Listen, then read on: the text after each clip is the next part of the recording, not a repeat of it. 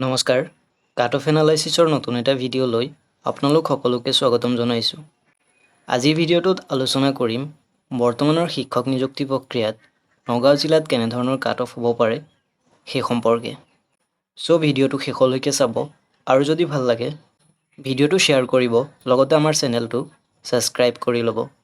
এইবাৰৰ শিক্ষক নিযুক্তি প্ৰক্ৰিয়াত নগাঁও জিলাখনক এখন যথেষ্ট গুৰুত্বপূৰ্ণ জিলা হিচাপে বিবেচনা কৰা হৈছিল, কিয়নো এই জিলাখনত এইবাৰৰ নিযুক্তি প্ৰক্ৰিয়াত প্ৰত্যেকটো কেটেগৰীতে যথেষ্ট সংখ্যক পদ থকা পৰিলক্ষিত হৈছিল। তথাপিও আমি নগাঁও জিলাখনত কাট অফ কিয় তল ওপৰ হ'ব পাৰে তাৰ কেইটামান গুৰুত্বপূৰ্ণ ফেক্টৰ্ছৰ বিষয়ে আলোচনা কৰিম। তাৰপিছত কাট অফৰ কিছু প্ৰেডিকশ্যন আগবঢ়াবলৈ চেষ্টা কৰিম। প্ৰথমে আমি যদি লক্ষ্য কৰোঁ, নগাঁও জিলাখনত কাট অফ হাই যোৱাৰ আটাইতকৈ গুৰুত্বপূৰ্ণ কাৰকসমূহৰ ভিতৰত প্ৰথম কাৰণটো হৈছে নগাঁও জিলাত বাকীবোৰ জিলাৰ তুলনাত টেট উত্তীৰ্ণ প্ৰাৰ্থীৰ সংখ্যা বেছি, আৰু সেই টেট উত্তীৰ্ণ প্ৰাৰ্থীসকলে নগাঁও জিলাখনক এজ এ হোম ডিষ্ট্ৰিক্ট আবেদন কৰা পৰিলক্ষিত হৈছিল। দ্বিতীয়তে, নগাঁও জিলাখন যাতায়াতৰ ফালৰ পৰা সকলো দিশৰ পৰাই আগবঢ়া, সেইবাবে অসমৰ বিভিন্ন প্ৰান্তৰ টেট উত্তীৰ্ণ প্ৰাৰ্থীসকলে এইবাৰৰ নিযুক্তি প্ৰক্ৰিয়াত নগাঁও জিলাখনত আবেদন কৰা পৰিলক্ষিত হৈছিল। তৃতীয়তে, নগাঁও জিলাৰ ওচৰে পাঁজৰে থকা জিলা যেনে কামৰূপ মেট্ৰ', কামৰূপ ৰুৰেল, মৰিগাঁও ইত্যাদি জিলাবোৰত পদৰ সংখ্যা নিচেই কম হোৱাৰ বাবে এই প্ৰাৰ্থীসকলৰ প্ৰেছাৰো নগাঁও জিলাৰ ওপৰতে পৰাৰ বাবে কাট অফ কিছু বৃদ্ধি হোৱাৰ পূৰ্ণ সম্ভাৱনা আছে। চতুৰ্থতে, নগাঁও জিলাখনৰ পৰা মিউচুৱেল পোৱা যথেষ্ট সহজ বাবে এই জিলাখনত এইবাৰৰ নিযুক্তি প্ৰক্ৰিয়াত ফিমেল প্ৰাৰ্থীসকলে যথেষ্ট পৰিমাণৰ আবেদন কৰা পৰিলক্ষিত হৈছিল। ইত্যাদি কাৰণসমূহৰ বাবেই এইবাৰৰ নিযুক্তি প্ৰক্ৰিয়াত নগাঁও জিলাখনত কাট অফৰ পৰিমাণ কিছু পৰিমাণে হ'লেও বৃদ্ধি পোৱাৰ পূৰ্ণ সম্ভাৱনা আছে।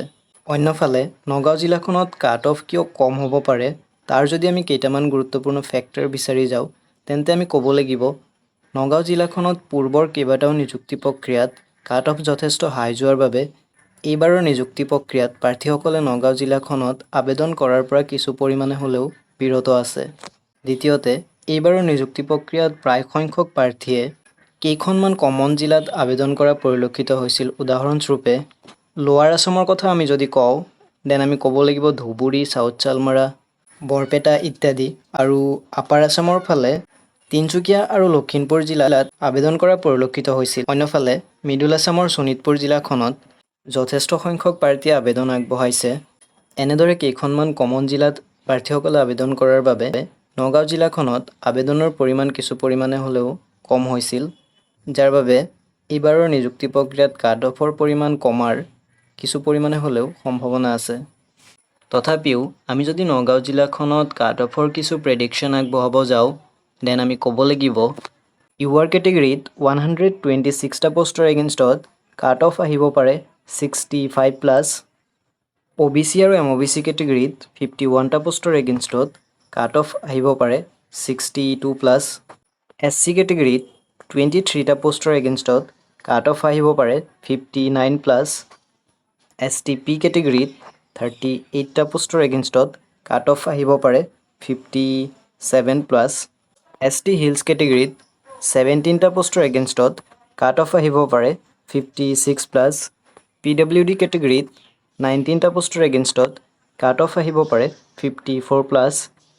আৰু ট্ৰাইবছ কেটেগৰীত 20টা পোষ্টৰ এগেইনষ্টত কাট অফ আহিব পাৰে 54+।